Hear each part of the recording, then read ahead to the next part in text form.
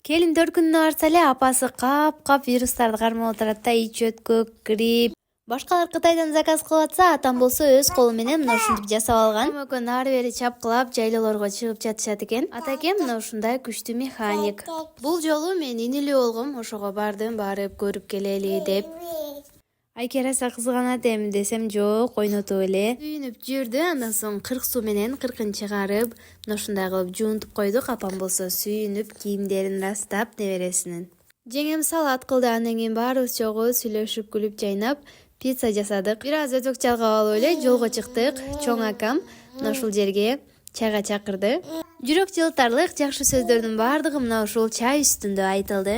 Быйыл айындын үй-бүлө тарифин дагы мен 4 күнүмө сунуштап кеттим. Себеби 6 адамга чейин кошуп алуу мүмкүнчүлүгү бар. Баардыгына чексиз интернет жана дагы кол жетимдүү баада.